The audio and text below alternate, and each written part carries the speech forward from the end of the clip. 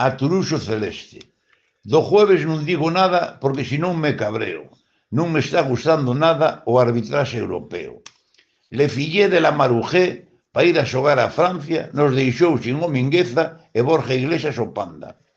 O partido da Cartuja non empatou Pellegrino, non quixo ganar o Celta de Claudio o de Porriño. Tivemos ocasións de sobra para gañar por goleada, pero algúns saltaron o campo con un pouco de empanada. Eles nos empataron sin apuras de farol. Os que nos marcou tanto levaba 3 anos sin marcar un gol. Con o apoio como non, que en esta liga maldita, co atraco como sempre, do fillo da Marujita.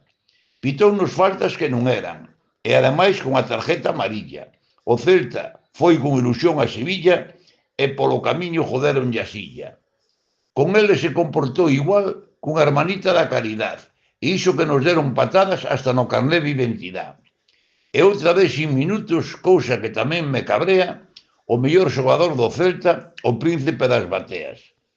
A ver se Giraldez o reservou para o jueves contra o Lyon, nos dá como sempre unha alegría con seu fútbol de salón. Ala Celtiña!